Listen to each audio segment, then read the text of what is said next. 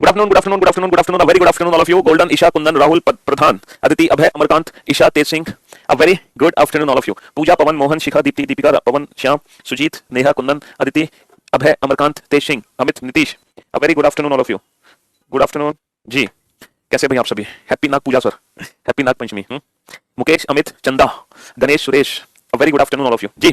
तो भाई जैसे कि मैंने आप लोगों से कहा था कि थर्सडे को हमने कल की क्लास में छोटा सा टॉपिक पढ़ा था, कोडेड इक्वेशन, जो कल के कल ही खत्म हो गया. ठीक है, और उस टॉपिक का एक क्वेश्चन अक्सर एग्जाम में आपको देखने को जरूर मिलता है. ठीक है, इसलिए वो टॉपिक हमने कल के कल ही खत्म कर दिया है ना. मंडे को बेटा, हाँ मंडे को नया चैप्टर शुरू होगा, मतलब एक बड़ा टॉपिक शुरू होगा, क्योंकि रीजनिंग में देखो काफी सारे छोटे छोटे से टॉपिक्स हैं और काफी सारे बड़े बड़े टॉपिक्स भी हैं. ठीक है, हाँ जी, रीजनिंग स्पेशल 46 बैच है आपका.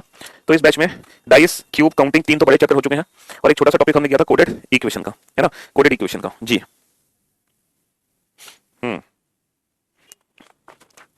क्लास स्टार्ट क्यों नहीं हो रही है बेटा? क्लास स्टार्ट नहीं हुई अभी? हाँ, कल क्लास क्यों नहीं थी? कल तो क्लास हुई थी, क्यों नहीं थी बेटा कल क्लास? क्यों भाई? कल क्लास थी, आप लोगों ने अटेंड नहीं करी थी कल का लेक्चर? हैप्पी नाग पूजा भाई, लाइव नहीं आ रही है. हरे कृष्णा. अरे क्लास स्टार्ट नहीं हुई क्या अभी? क्यों भाई?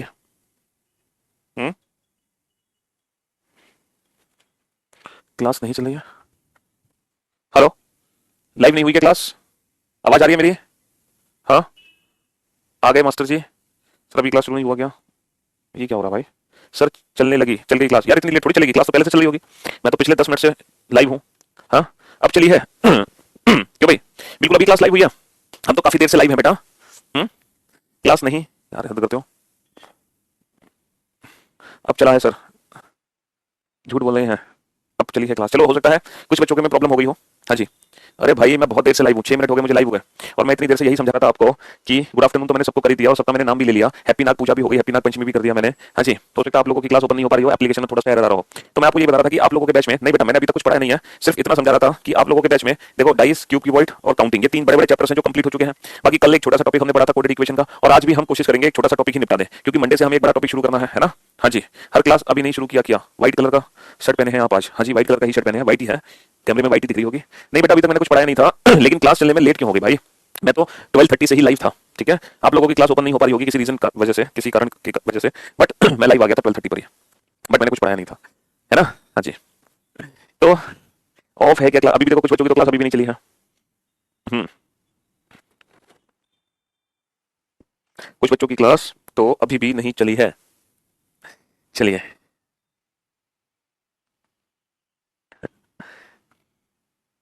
देखो एक एक एक और टॉपिक आज हम कराने जा रहे हैं. उस टॉपिक का नाम है, आज की क्लास में हम जो टॉपिक कराएंगे उसका नाम है बेटा, छोटा सा ही टॉपिक है जो आज ही खत्म हो जाएगा. इसका नाम है odd one out. Odd one out. Odd one out जिसको हम क्लासिफिकेशन भी बोल सकते हैं. क्लासिफिकेशन यानी कि विषम छांटिए. Classification, odd one out classification, विषम छांटिए.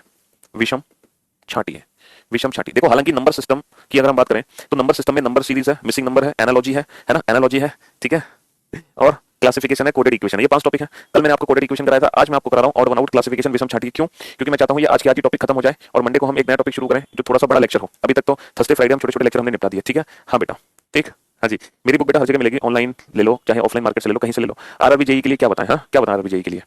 चलिए, तो मेरे भाई अब ऑड वन आउट में क्या होता है, जैसे हमारे सामने 4 नंबर होंगे, उन 4 नंबर में से एक ऐसा नंबर होगा जो सबसे अलग होगा, है ना. उन 4 नंबर में से एक ऐसा नंबर होगा जो सबसे अलग होगा, और उस सबसे डिफरेंट नंबर को हमें आइडेंटिफाई करना है. उस सबसे डिफरेंट नंबर को हमें आइडेंटिफाई करना है कि वो नंबर कौन सा है जो सबसे अलग है. जो सबसे अलग है उस नंबर को हमें आइडेंटिफाई करना है. जैसे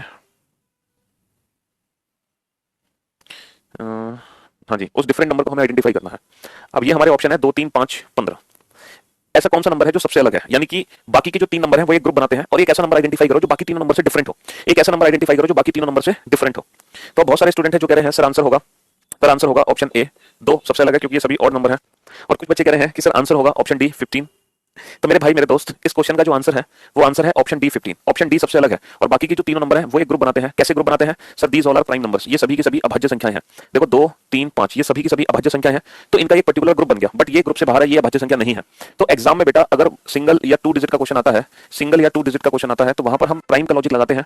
ठीक है, अक्सर प्राइम का लॉजिक वहां पे हम लगाते हैं. ठीक है, हाँ जी, प्राइम नंबर का लॉजिक हम लगाते हैं. लेकिन जरूरी नहीं है एग्जाम में हमेशा बेटा सिंगल या 2 डिजिट ही आए. एग्जाम में कभी कभी 2 और 3 डिजिट भी आती है, 2 और 3 डिजिट भी आती है, जैसे 49, 64, 91, 81. जैसे एग्जाम में 2 और 3 डिजिट का भी क्वेश्चन आता है बेटा. ठीक है, अगर एग्जाम में सर ऑड ग्रुप भी, एग्जाम में 2, 3 डिजिट का भी क्वेश्चन आता है, और अगर एग्जाम में बेटा 2 या 3 डिजिट है, अगर एग्जाम में 2 या 3 डिजिट का क्वेश्चन है तो वहां पर जो लॉजिक हम लगाते हैं बेटा, वहां पर हम लॉजिक लगाते हैं स्क्वायर और क्यूब का। वहां पे जो हम लॉजिक लगाते हैं वो लगाते हैं स्क्वायर और क्यूब का लॉजिक। किसका लॉजिक लगाते हैं? स्क्वायर और क्यूब। हम स्क्वायर और क्यूब के बेसिस पर ऑड वन आउट करते हैं। किसके बेसिस पर? स्क्वायर और क्यूब के बेसिस पर। जैसे अगर हम इन चारों नंबर को ध्यान से देखें बेटा, तो इनमें से ऑप्शन जो सी है वो सबसे डिफरेंट है। क्यों ऑप्शन सी सबसे डिफरेंट क्यों है? क्योंकि ऑप्शन सी को छोड़कर बाकी तीनों नंबर एक ग्रुप बनाते हैं। किसका ग्रुप बनाते हैं सर? ये भी 7 का स्क्वायर है, ये भी 8 का स्क्वायर है, ये 9 का स्क्वायर है, तो दीज ऑल आर स्क्वायर्स। सिर्फ ऑप्शन सी को छोड़कर ये सारे के सारे जो नंबर है वो वर्ग है। क्या है? वर्ग। इसीलिए ऑप्शन डी सबसे अलग है, क्योंकि ऑप्शन डी को छोड़कर ये सभी एक पर्टिकुलर ग्रुप बनाते हैं। किसका ग्रुप बनाते हैं? वर्ग का। बट ऑप्शन सी सबसे। तो ऑड वन आउट में क्या होता है? हमें उस नंबर को आइडेंटिफाई करना होता है जो बाकी सारे नंबर से बिल्कुल ही डिफरेंट होता है, बाकी सारे नंबर से बिल्कुल डिफरेंट होता है ना जी। उस नंबर का हमें यूज करना होता है। अगर हम इन नंबर्स को ध्यान से देखें बेटा, बेटा प्राइम नंबर की बात हो या ऑड और इवन नंबर की बात हो, तो वहां पर जो हम प्रायोरिटी देते हैं ना, वो प्रायोरिटी बेटा हम प्राइम नंबर को देते हैं। वो प्रायोरिटी हम प्राइम नंबर को देते हैं, ऑड या इवन नंबर को नहीं देते हैं। और ऑड वन आउट में कभी ऑड और इवन नंबर के हिसाब से क्लासिफिकेशन नहीं होता है। आप सोचो सर ये 3 नंबर ऑड है और ये नंबर इवन है, नहीं। तो इवन ऑड पर तो बेटा प्रायोरिटी दी जाती है प्राइम नंबर को, तो प्राइम नंबर को प्रायोरिटी पहले दी जाएगी। ठीक है, हाँ जी। अगर हम इस क्वेश्चन को ध्यान से देखें बेटा, तो इस क्वेश्चन का आंसर कौन सा होगा? इस क्वेश्चन का आंसर होगा ऑप्शन बी, क्योंकि बी जो है वो क्यूब है, बाकी कोई भी नंबर घन नहीं है, तो बी जो है वो सबसे अलग होगा। बी जो है वो सबसे अलग होगा, बी सबसे अलग होगा। ठीक है, चलिए साहब, बी सबसे अलग होगा। तो यहाँ पे हम स्क्वायर क्यूब का लॉजिक लगाते हैं। और कभी कभी क्या लॉजिक लगता है बेटा, मैं आपको बताता हूँ कभी कभी क्या लॉजिक लगता है।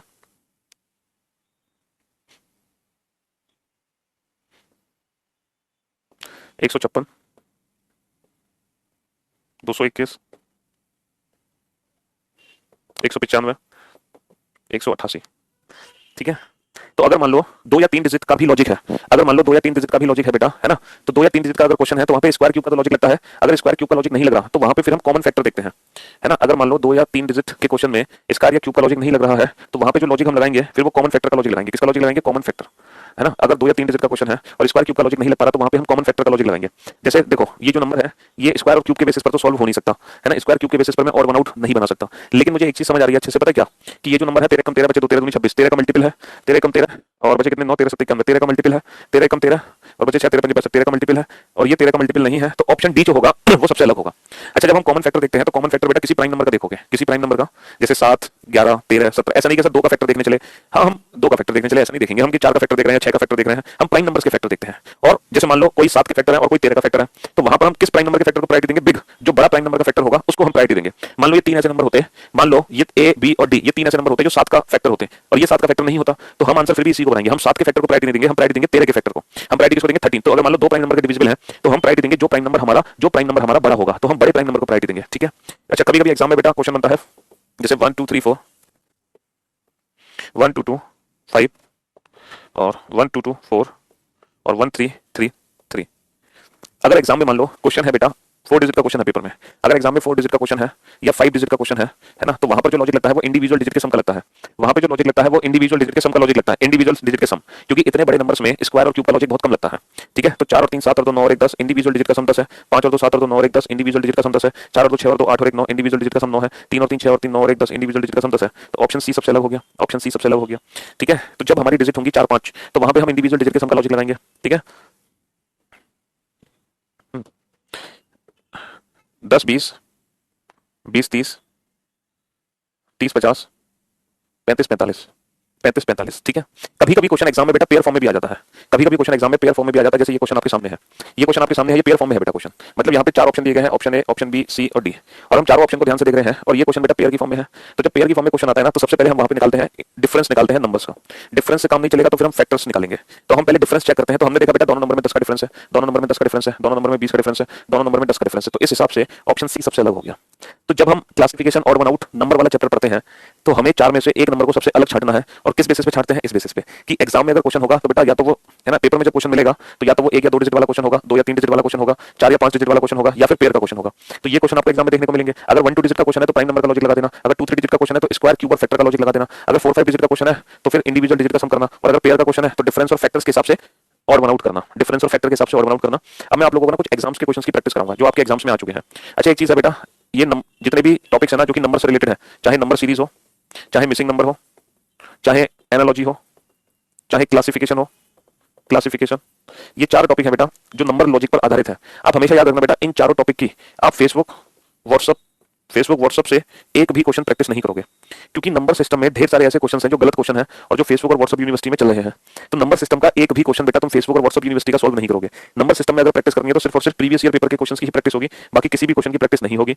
अभी फिलहाल देखो मैंने नंबर सिस्टम शुरू नहीं किया आप लोगों के बैच में, वो तो आज एक दिन का समय था, फ्राइडे था, बड़ा टॉपिक में शुरू नहीं कर सकता था, उस रीजन की वजह से मैंने क्लासिफिकेशन टॉपिक आपको बता दिया। हालांकि नंबर सीरीज, मिसिंग नंबर और एनालॉजी, ये 3 टॉपिक अभी हम शुरू नहीं करेंगे। इन 3 टॉपिक को हम बेटा बाद में पढ़ेंगे, ठीक है, इन 3 टॉपिक को हम बाद में पढ़ेंगे, ठीक है। हाँ जी, सिर्फ और सिर्फ क्लासिफिकेशन वाले ही क्वेश्चन मैं आपको करा रहा हूं नंबर सिस्टम में से, ठीक है जी। चलिए अब हम करेंगे कुछ एग्जाम्स के क्वेश्चन की प्रैक्टिस। जो चीजें हमने सीखी है ये चीज हमारी एग्जाम में क्या मदद करने वाली है ना, ये चीज हमारी एग्जाम में क्या मदद करेंगी ये सीखते हैं हम।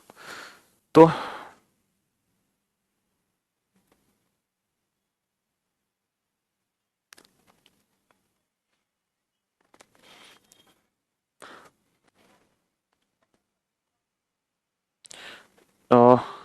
मुझे लगता है कि क्वेश्चन लेने पड़ेंगे मुझे अलग से। चलो थोड़ा सा वेट करो बेटा, जब तक आप ये चीजें नोट डाउन कर लो। हाँ जी, मंडे को बेटा हम शुरू करेंगे, बढ़िया टॉपिक ही शुरू करेंगे, टेंशन ना लो, है ना। मंडे को एक काम करते हैं, मंडे को हम ब्लड रिलेशन टॉपिक शुरू कर देते हैं, ठीक है। हाँ जी, रक्त संबंध पढ़ाएंगे आपको, रक्त संबंध, खूनी रिश्ते, है ना, खूनी रिश्ते, ब्लड रिलेशन, रक्त संबंध। जब तक मैं एक बार क्वेश्चन ले लूं जरा। नंबर सिस्टम वेयर और नंबर सिस्टम नंबर, ये शिट नंबर वाले तो नंबर सिस्टम क्लासिफिकेशन, क्लासिफिकेशन को कॉपी किया गया और कॉपी करके प्यूसर फोल्डर, वेयर इज प्यूसर फोल्डर, ये ओके, यहाँ पर हमने पेस्ट कर दिया। और हाँ जी, एस आई सीटिंग अरेंजमेंट ये हमने हटा दिया। चलिए साहब,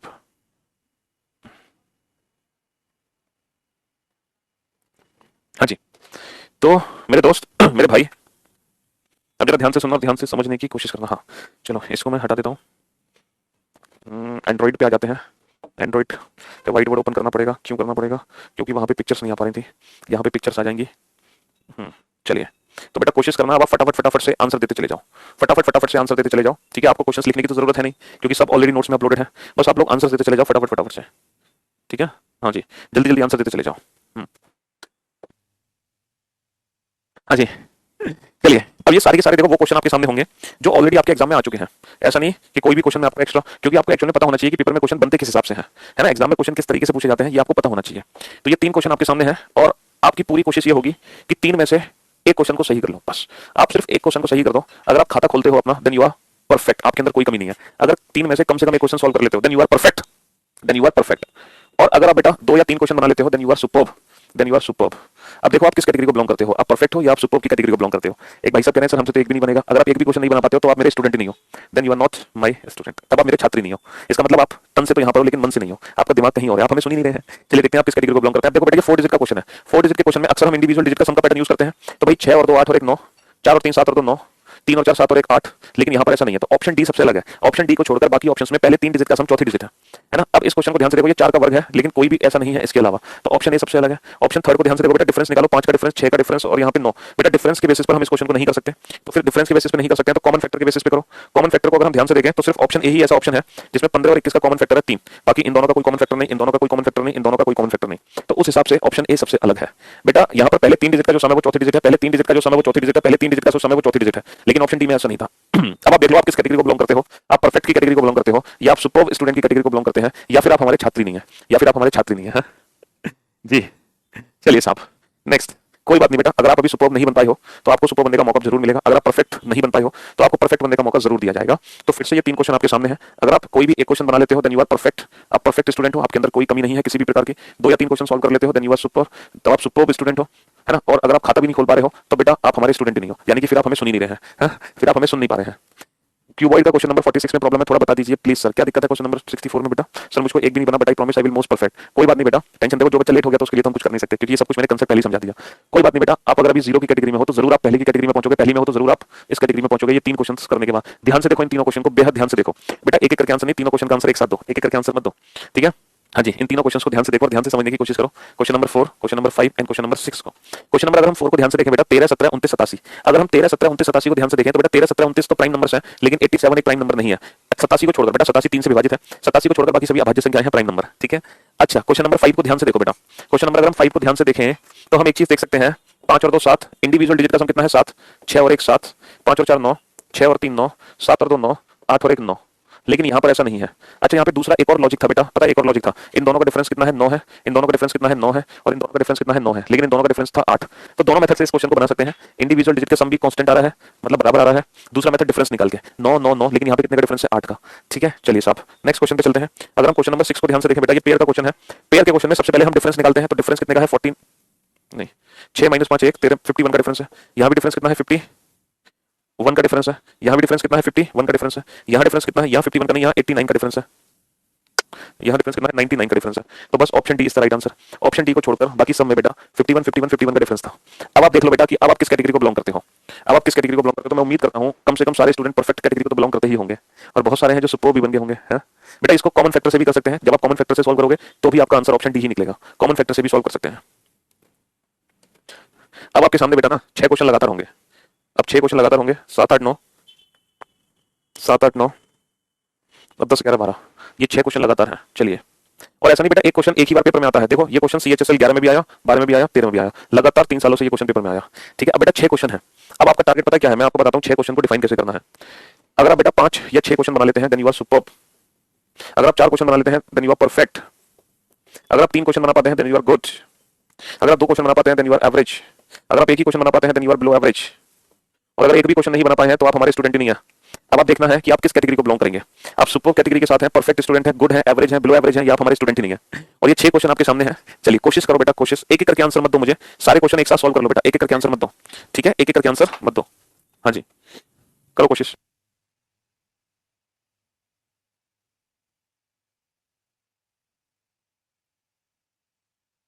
हाँ जी बेटा, पहली क्लास कैसे हो सकती है, इस बैच में तो एडमिशन बहुत दिन पहले ही बंद हो चुके हैं, है ना। एडमिशन तो बहुत पहले ही हमने बंद कर दिए थे।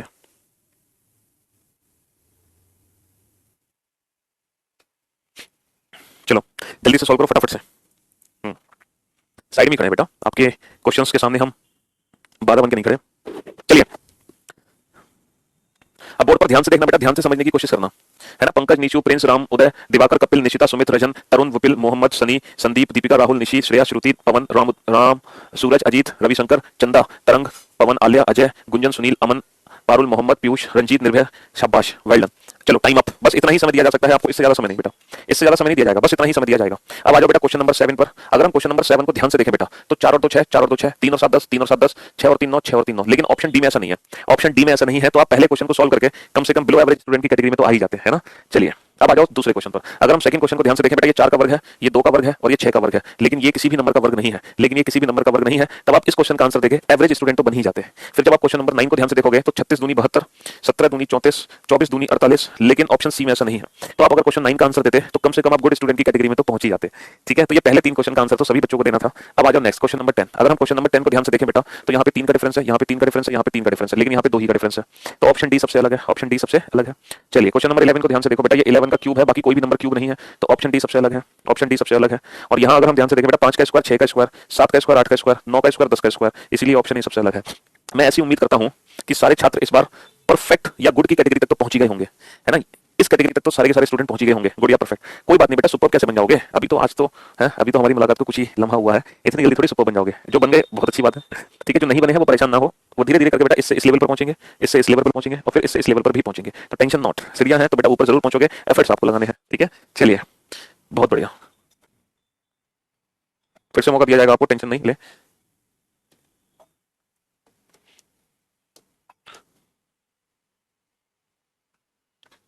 फिर से आपको मौका दिया जाएगा।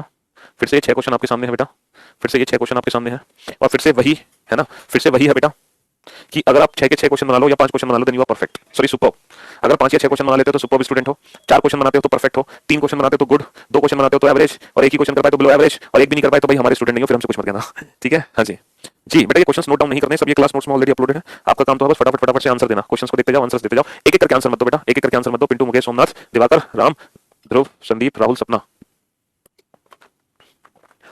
कम से कम 1 मिनट का समय लीजिए, at least take 1 minute to solve 6 questions.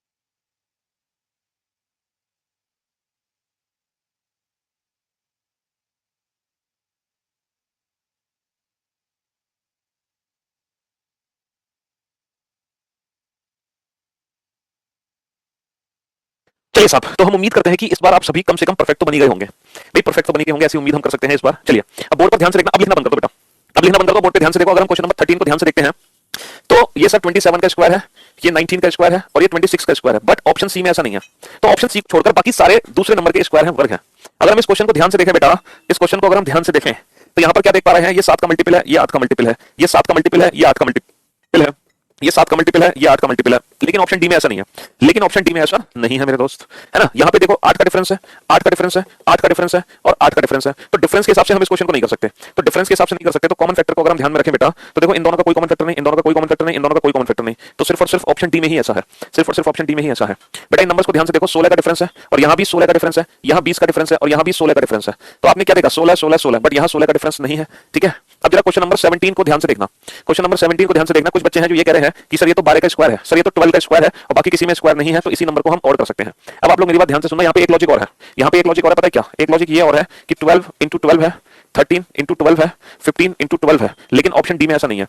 तो यहाँ पे दो मेथड है बेटा, या तो 12 का स्क्वायर से इसको और बनाउट करो, या फिर बाकी सब 12 के मल्टीपल है इसको छोड़कर तो इसको और बनाउट करो। अब आप किस लॉजिक को फॉलो करोगे मेरे भाई, हम इस लॉजिक को फॉलो करेंगे। पूछो क्यों, रीजन क्या है सौरभ, इसलिए क्योंकि इस नंबर को छोड़कर बाकी के तीनों किसी एक ग्रुप के अंदर है।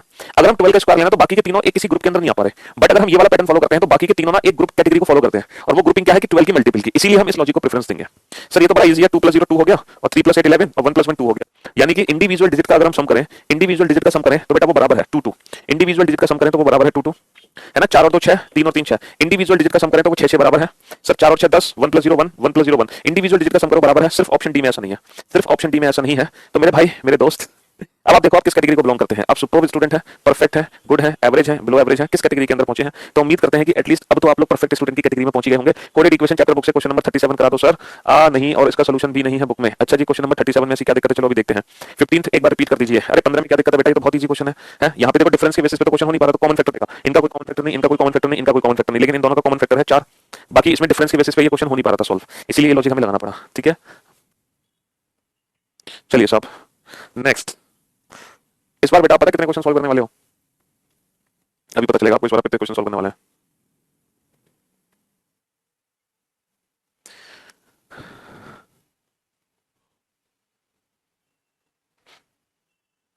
इस बार पूरे 9 क्वेश्चन सॉल्व करने वाले हो आप, पूरे 9। अब ये 9 क्वेश्चन बेटा एक साथ सॉल्व करोगे। हाँ जी, पूरे 9 क्वेश्चन करो सॉल्व।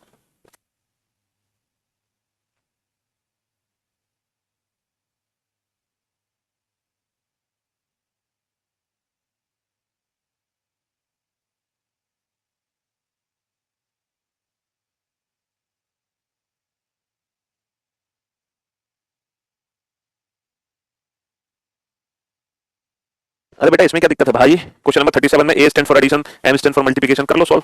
ये तो हद कर दो यार, ये तो इंडिविजुअल ऑप्शन को चेक कर लो कौन सा ऑप्शन करेक्ट होगा।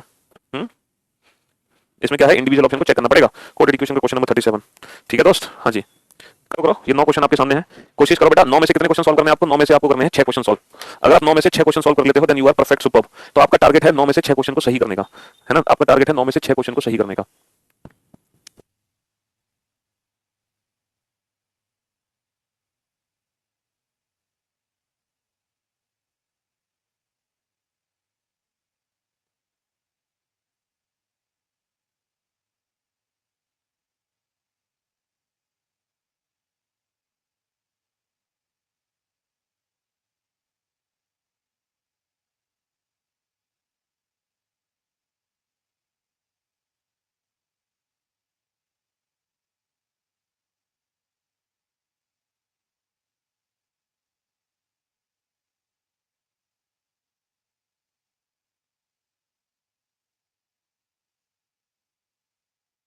करो बेटा सॉल्व करो, 9 क्वेश्चन है, कीजिए सॉल्व कीजिए, कहीं नहीं खोगे, यही है बेटा। Q1 Q वर्ड का क्वेश्चन नंबर 64 एक्सरसाइज का बेटा, Hindi book English book, question number 64 देखते हैं।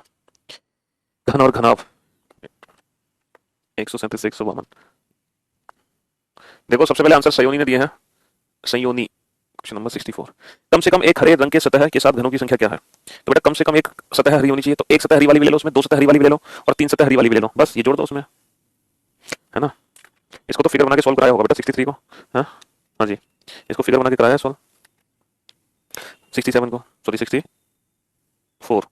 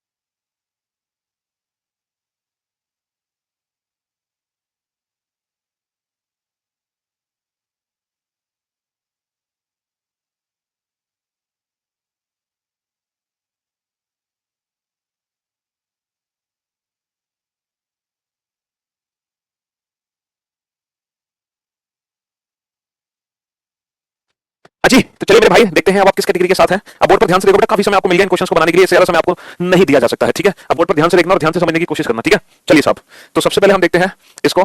तो 1 0 का मतलब है ये बन गया 1 स्क्वायर माइनस 1, है ना, 3 8, ये बन गया 3 स्क्वायर माइनस 1, ठीक है। ये बन गया 2 3, ये बन गया 2 स्क्वायर माइनस 1। तो बस option D is the right answer. तो ऑप्शन डी को छोड़कर 1 square minus 1, 3 square minus 1, 2 square minus 1, तो ऑप्शन डी को छोड़कर सभी एक पर्टिकुलर ग्रुप में है, सभी एक पर्टिकुलर ग्रुप में है, ठीक है।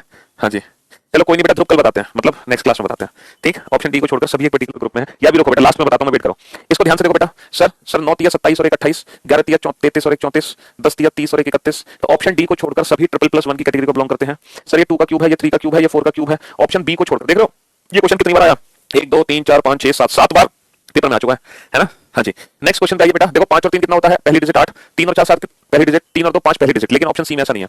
ऑप्शन सी को छोड़कर हर ऑप्शन में जो लास्ट 2 डिजिट का सम है वो पहली डिजिट है, लास्ट 2 डिजिट का जो सम है वो पहली डिजिट है। नेक्स्ट क्वेश्चन पे आइए, डिफरेंस निकालो। यहाँ पे 11 का डिफरेंस है, यहाँ पे कितने का, 9 का डिफरेंस है, यहाँ पे कितने का डिफरेंस है ना, यहाँ पे 11 का डिफरेंस है, यहाँ पे कितने का डिफरेंस है, 11 का डिफरेंस है। तो ऑप्शन ए को छोड़कर, अच्छा अब जरा ध्यान से सुनना, इस क्वेश्चन में कोई पैटर्न नहीं है सिवाय इसके फर्स्ट और लास्ट डिजिट सेम है, इसको छोड़कर कोई ट्रिकी नहीं है यहाँ पे, इसको छोड़कर कोई ट्रिकी नहीं है यहाँ पर, ठीक है। चलिए तो बेटा ये 1 स्क्वायर माइनस 1 की कैटेगरी में है, ये ट्रिपल प्लस 1 की कैटेगरी में, ये क्यूब है, और यहाँ पर लास्ट 2 डिजिट का सम है, और यहाँ पर डिफरेंस हमने निकाला है, और यहाँ पर फर्स्ट लास्ट डिजिट सेम, और कोई लॉजिक यहाँ पे बनता हुआ नहीं दिख रहा, ठीक है। हाँ जी, चलिए नेक्स्ट नेक्स्ट नेक्स्ट नेक्स्ट अगर हम ध्यान से देखें बेटा, बेटा रिसेंट ईयर की नंबर यहाँ पे लिखी नहीं हुई है, ठीक है। अगर हम नेक्स्ट को ध्यान से देखें, इन नंबर्स को ध्यान से देखें, तो यहाँ पर हम देख पा रहे हैं कि जिस नंबर का हम स्क्वायर कर रहे हैं उससे एक छोटे नंबर को घटा दो, जिस नंबर का हम स्क्वायर कर रहे हैं उससे एक छोटे नंबर को घटा दो, ठीक है। जिस नंबर का हम स्क्वायर कर रहे हैं उससे एक छोटा नंबर घटा दो, जिस नंबर का हम स्क्वायर कर रहे हैं उससे एक छोटा नंबर घटा दो, लेकिन ऑप्शन बी में ऐसा नहीं है, ऑप्शन बी में ऐसा नहीं है, ठीक है। हाँ जी, लेकिन ऑप्शन बी में ऐसा नहीं है। देखो अगर आप अपनी लाइफ में ये नंबर वाले क्वेश्चन पहली बार देख रहे हो तो थोड़ी सी मुश्किल आपको होगी, एक्चुअली मुश्किल इसलिए हुई क्योंकि पहले मैंने नंबर सीरीज नहीं शुरू किया, पहले मैं आपको नंबर सीरीज पढ़ाता, फिर मिसिंग नंबर एनालॉजी, तब आप इस पे पहुंचते, लेकिन मैंने आपको सीधा ही क्लासिफिकेशन पढ़ा दिया, इसलिए थोड़ा सा घबरा गए, लेकिन टेंशन लेने की जरूरत नहीं है बेटा, बाद में जब हम नंबर सिस्टम शुरू करेंगे ना तो आपको नंबर के सारे कंसेप्ट पता चल जाएंगे। और जब तक आप लोगों को ना टेबल स्क्वायर क्यूब, मैंने कहा टेबल स्क्वायर क्यूब्स की भी प्रैक्टिस होना बेटा बहुत जरूरी है। इंडिविजुअल डिजिट का सम थोड़ी कर लेंगे यहाँ पे, यहाँ कैसे डिजिट का सम करोगे भाई, 25 में तो डिजिट का सम का कोई कंसेप्ट ही नहीं है ना, 25 में तो डिजिट का सम का कोई कंसेप्ट ही नहीं है बेटा। इस क्वेश्चन में आ जाओ, यहाँ पर क्या लॉजिक लगा सकते हैं हम, सर यहाँ पर अल्टरनेट डिजिट का सम बराबर है, देखो 3 और 4 7, 2 और 5 7, 8 और 7 15, 9 और 6 15, 6 और 4 10, 7 और 3 10। अल्टरनेट डिजिट का जो सम है ना वो बराबर है 3 और 4 7, 2 और 5 7, 7 और 8 15, 9 और 6 15, 4 और 6 10, 7 और 3 10। अल्टरनेट डिजिट का जो सम है ना बेटा वो बराबर है ऑप्शन ए को छोड़कर, अल्टरनेट डिजिट का सम बराबर है, ठीक है बेटा। 25 में कोई दिक्कत थोड़ी है, जिस नंबर का स्क्वायर है उससे एक छोटा नंबर घटा दो, जैसे 3 का स्क्वायर है तो 2 घटा दो, 6 का स्क्वायर है तो 5 घटा दो, 8 का स्क्वायर है तो 7 घटा दो, लेकिन यहाँ पर ऐसा नहीं है, यहाँ पे 4 का स्क्वायर है तो 1 घटाया गया, जबकि घटाना क्या था 3, घटाना 3 था। प्राइम नंबर से कैसे कर लोगे बेटा, प्राइम नंबर से तो तब होता कि तीनों प्राइम नंबर होते और एक नंबर प्राइम नंबर नहीं होता बेटा, यहाँ पे 2 प्राइम नंबर है 7 और 31, और 2 प्राइम नंबर नहीं है, तो ऐसा थोड़ी बना लोगे इसको तुम, 2 प्राइम नंबर है 2 प्राइम नंबर नहीं है। अच्छा इस क्वेश्चन को सॉल्व करो बेटा, ये तो सभी सॉल्व कर दोगे। क्वेश्चन नंबर 27 को कैसे सर, 4 दूनी 8, 3 दूनी 6, 3 तिया 9, लेकिन ऑप्शन डी में ऐसा नहीं है, ऑप्शन डी में ऐसा नहीं है, 4 दूनी 8, 3 दूनी 6, 3 तिया 9, लेकिन ऑप्शन डी में ऐसा नहीं है, ठीक है, लेकिन ऑप्शन डी में ऐसा नहीं है, ऑप्शन डी में ऐसा नहीं है, ठीक है दोस्त। हाँ जी, तो आप देख लो कितने क्वेश्चन आपके बन पाए थे, कोई बात नहीं है, डरने की आवश्यकता नहीं है बेटा, घबराने की कोई जल्दी नहीं है, फिर से आपको मौका दिया जा रहा है और इस बार इस मौके का पूरा फायदा उठाना और सही आंसर देना, और मैं भी पूरी उम्मीद करता हूं कि इस बार आप आंसर सही दोगे बेटा, इस बार सही आंसर दोगे ऐसा मेरा भरोसा है आपके ऊपर, ठीक है। आप अपने ऊपर और मेरे ऊपर दोनों के ऊपर बेटा भरोसा रखना 100%। एक एक क्वेश्चन को बड़े प्यार से देखो, हड़बड़ाहट और जल्दबाजी की जरूरत नहीं है, आप एक एक क्वेश्चन को बड़े ध्यान से देखो, आप हड़बड़ाहट और जल्दबाजी की जरूरत नहीं है, घबराने की जरूरत नहीं है, आराम से क्वेश्चन बनाओ बेटा, प्यार से क्वेश्चन बनाओ, ठीक है। टेक योर टाइम, आराम से अपना समय लीजिए और बड़े प्यार से इन क्वेश्चंस को बनाइए। देख रहे हो इस क्वेश्चन को, ये क्वेश्चन कितनी बार पेपर में आया है, 1 2 3 4 5 6 7 8 9 बार आया है, ये कितनी कितनी बार क्वेश्चन आए हैं पेपर में, आप देख ही सकते हैं खुद ही। चलो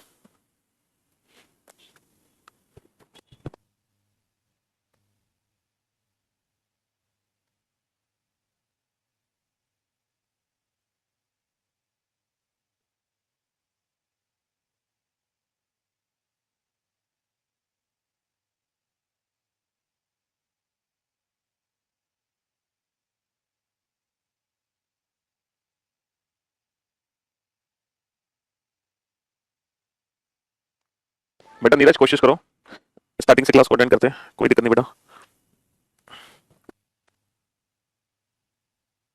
आराम आराम से क्वेश्चन देखो। सबसे पहले बेटा आप question number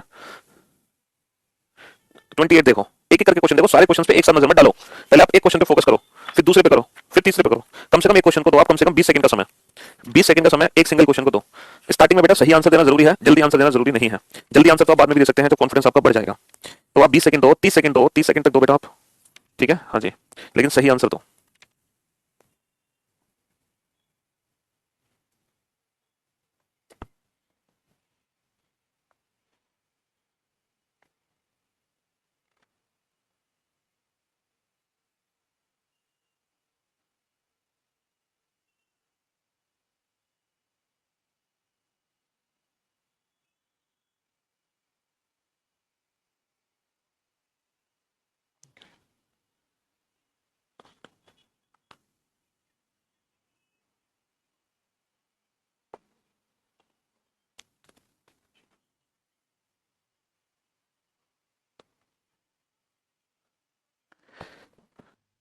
cube and cuboid का जो क्वेश्चन था ध्रुव, उसमें जो फिगर बनाया हुआ है ना वो गलत बनाया हुआ है बेटा, बस ये मिस्टेक है।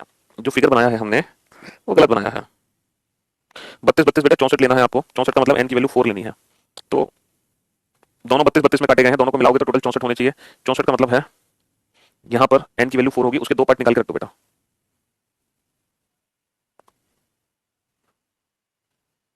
करो बेटा सोनम, नीरज। चलो देखो, तुमने शायद क्लास को शुरू से अटेंड नहीं किया। आप सबसे पहले पहले क्वेश्चन को देखो, उसमें 6 डिजिट है ना, और जब इतनी बड़ी बड़ी डिजिट होती है ना तो हम इंडिविजुअल डिजिट का सम करते हैं। तो इंडिविजुअल डिजिट का सम करो, उसके आधार पे लॉजिक निकालो। और बेटा टेबल्स, स्क्वायर और क्यूब्स, इन तीन चीजों की प्रैक्टिस कर लो। जिस बच्चे ने टेबल्स, स्क्वायर, क्यूब की प्रैक्टिस नहीं की है ना, जिस बच्चे ने टेबल्स, स्क्वायर, क्यूब की प्रैक्टिस नहीं की है, वो बच्चे के लिए ये चैप्टर बहुत बोरिंग होगा। जिस बच्चे को पहाड़े नहीं आते, जिस बच्चे को वर्ग नहीं है पता, जिसको घन नहीं पता, उस बच्चे के लिए चैप्टर बहुत बोरिंग है, और उस बच्चे के लिए मैथ भी बहुत बोरिंग है। तो भैया आपसे मेरा रिक्वेस्ट है, अनुरोध है कि आप पहाड़े याद कर लो, पहाड़ी की प्रैक्टिस कर लो, घनों की प्रैक्टिस कर लो, वर्गों की प्रैक्टिस कर लो, ताकि बेटा आपका मैथ्स में भी इंटरेस्ट बन जाए, है ना सिर्फ। हाँ जी तो इसीलिए सिलेक्शन लेने के लिए बेटा हर सब्जेक्ट पढ़ना बहुत जरूरी है, हर टॉपिक पढ़ना बहुत जरूरी है, ठीक है। तो बेसिक सी जो चीजें हैं ना वो आपको करनी पड़ेगी। भले आपने जिंदगी में कभी मैथ नहीं पढ़ी, लेकिन आपको जो बेसिक प्रैक्टिस है वो तो करनी पड़ेगी ना, क्योंकि 10th क्लास तक हर बच्चे के पास मैथ होती है भाई, 10th क्लास तक हर बच्चे के पास मैथ्स होती है। तो बस वो वाली मैथ्स तो आपको करनी पड़ेगी ना। तो बेटा वो पहाड़े, वर्ग और घन, ये चीज तो आपको पता होनी चाहिए ना पहले से। अगर आपको ये भी नहीं पता तो फिर कैसे काम चलेगा, फिर आपका इंटरेस्ट कैसे बनेगा कैलकुलेशन में, है क्यों भाई। तो भैया फिर तो आप कैलकुलेशन पेपर में ये करोगे, 23 और 12 को तुम सीधा जोड़ थोड़ी पाओगे। तुम पेपर में लिखोगे 23 को ऊपर, 12 को नीचे, फिर करोगे 3 और 2 5, 2 और 1 3, चलो भैया 35 आ गया। तो बेटा पेपर में, एग्जाम में इतना टाइम नहीं होता है कि ये कैलकुलेशन सारी बोर्ड पर लिख के की जाए, समझे बाबू। एग्जाम में इतना टाइम नहीं है हमारे पास कि इन कैलकुलेशंस को हम लिख कर करें। कुछ सच्चाई का सामना करो बेटा, जब भी सिलेक्शन होगा आपका। अपनी कमियों से दूर भागोगे तो सिलेक्शन कभी नहीं ले पाओगे। जो आपकी कमियां हैं उनको दूर कीजिए और दूसरों पे आरोप लगाना बंद कीजिए, ठीक है जी। ओहो, बहुत सारे बच्चों ने आंसर दे दिया भाई, मान गए, गुड जॉब, शाबाश। देखो ये इतनी बड़ी डिजिट है, तो मैंने आपसे क्या कहा था, जब इतनी बड़ी डिजिट का क्वेश्चन होगा तो वहां पे हम इंडिविजुअल डिजिट का सम लगाएंगे लॉजिक। तो 2 और 5 7, अब बेटा लिखना बंद कर दो, सब छोड़ दो, अब सब छोड़ दो, बोर्ड पे देखो। 2 और 5 7, 7 और 6 13, 13 और 6 19, 19 और 7 26 और 1 27। इंडिविजुअल डिजिट का जो सम है वो 27 है, इंडिविजुअल डिजिट का सम 27 है। 2 और 7 9 और 6 15 और 19 और 26 और 1 27, इंडिविजुअल डिजिट का सम 27 है। 2 और 5 7 और 7 14, 14 और 9 23 और 3 26 और 1 27, इंडिविजुअल डिजिट का सम 27 है। लेकिन ऑप्शन डी में इंडिविजुअल डिजिट का सम 27 नहीं है। 8 और 7 15 और 6 21 और 3 24 और 26 और 1 27, इंडिविजुअल डिजिट का सम 27 है। 5 और 6 11 और 4 15 और 3 18 और 20 और 7 27, इंडिविजुअल डिजिट का सम 27 है। 3 और 6 9 और 17 और 1 18 और 20 और 7 27, इंडिविजुअल डिजिट का सम 27 है। लेकिन ऑप्शन बी में इंडिविजुअल डिजिट का सम जो है वो 27 नहीं है। 7 और 4 11 तो 13 और 9 22 और 5 27 और 33। तो पहले दो क्वेश्चन तो बेटा झटके से ही हो गए होंगे, देखते ही सॉल्व हो गए। बताओ अब जरा इस क्वेश्चन पे ध्यान दो बेटा, ना तो ये स्क्वायर है, ना ये वर्ग है, ना ये प्राइम नंबर है। तो फिर हम किस मेथड से इस क्वेश्चन को सॉल्व करेंगे? कॉमन फैक्टर मेथड से सॉल्व करेंगे। और अगर हम कॉमन फैक्टर देखते हैं तो बेटा ये 7 का मल्टीपल है, ये भी 7 का मल्टीपल है, ये भी 7 का मल्टीपल है, 7 6 42, ये भी 7 का मल्टीपल है। गड़बड़ हो गई। देखो 7 7 49, 7 एकम 7, 7 6 42, 7 चौक 28, है ना, 7 5 35 7 49। लेकिन ये 449 बेटा 7 का मल्टीपल नहीं है, ये 7 का मल्टीपल नहीं है, ये 7 का मल्टीपल नहीं है। चलिए साहब, सर 6 और 2 8, 8 और 3 11, 5 और 6 11, 11 और 1 12, 7 और 2 9, 9 और 2 11, 5 और 2 7, 7 और 4 11। इंडिविजुअल डिजिट का सम 11 है, ऑप्शन डी को छोड़कर। ऑप्शन डी को छोड़कर इंडिविजुअल डिजिट का सम 11 है। मेरे दोस्त 12 को हमने उल्टा लिख दिया है और 57 को हमने उल्टा लिख दिया, 34 को हमने उल्टा नहीं लिखा। अच्छा ये क्वेश्चन गलत है बेटा, इसमें 51 है ये, तो option D is the right answer. ये प्रिंटिंग मिस्टेक हो गई यहाँ पे दो क्वेश्चन गलत है बेटा। एक तो ये वाला क्वेश्चन गलत है और एक क्वेश्चन और गलत है। हाँ एक ये भी गलत था, ये 49 है, ये 49 है। हाँ जी, तो बेटा यहाँ पर हमने 12 को उल्टा लिख दिया, 57 को उल्टा लिख दिया, 15 को उल्टा लिख दिया, लेकिन ऑप्शन डी में 34 को उल्टा नहीं लिखा। ऑप्शन डी में 34 को उल्टा नहीं लिखा। सर ये 10 गुना है, ये भी 10 गुना है, ये भी 10 गुना है, लेकिन ये 10 गुना नहीं है, लेकिन ये 10 गुना नहीं है, ठीक है। ऑप्शन बी को छोड़कर सारे 10 गुना है। अच्छा अगर हम इस क्वेश्चन पे ध्यान दें तो ये सभी के सभी प्राइम नंबर है, ऑप्शन डी को छोड़कर। ऑप्शन डी को छोड़कर ये सभी के सभी प्राइम नंबर है। अगर इस क्वेश्चन पे ध्यान दें, ऑप्शन ए को छोड़कर सभी के सभी प्राइम नंबर है। ऑप्शन ए को छोड़कर सभी के सभी क्या है? अभाज्य संख्या है, सभी की सभी अभाज्य संख्या है। और अगर लास्ट क्वेश्चन पे ध्यान दें बेटा, 4 का स्क्वायर, 5 का स्क्वायर, 6 का स्क्वायर, 7 का स्क्वायर, 8 का स्क्वायर, 9 का स्क्वायर, तो option D is the right answer. Option D is the right answer, option D को छोड़कर। देख लो बेटा सारे के सारे क्वेश्चन जो है।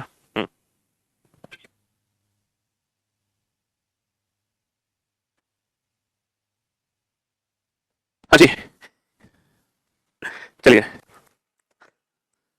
बेटा, वो जो क्यूब एंड क्यूबॉइड का क्वेश्चन है उसमें क्या है कि 64 छोटे छोटे घन है, 32 और 32 मिला के 64 बनेंगे। 64 का मतलब n की वैल्यू 4 है, n की वैल्यू 4 का मतलब कितने पार्ट है? 4 पार्ट, 1 2 3। 4 पार्ट करने के लिए 3 कट लगाने पड़ेंगे आपको, 4 पार्ट करने के लिए 3 कट लगाने पड़ेंगे, है ना, इस तरीके से 1 2 4 पार्ट करने के लिए 3 कट लगाने पड़ेंगे, लाइक दिस 1 2 3। अब हमने क्या किया है कि ऊपर वाले 16 अलग उठा कर रख दो।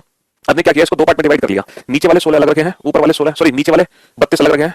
4 और 4 8 और 4 16 नहीं, 4 और 4 8 और 4 12 और 4 16, हाँ नीचे वाले 32 अलग रख दिया, ऊपर वाले 32 अलग रख दिए। फिर उससे रिलेटेड हमने क्वेश्चन सॉल्व करने हैं। ये 32 अलग है और ये 32 अलग है, दो पार्ट में डिवाइड कर दो, ठीक है। वो फिगर गलत बनाया हुआ है, बस फिगर में थोड़ी सी प्रॉब्लम है। चलिए तो thank you so much, thanks a lot, goodbye, love you all, take care. मिलते हैं मंडे को एक नई टॉपिक के साथ, एक नई शुरुआत के साथ, ठीक है। चलिए थैंक यू सो मच।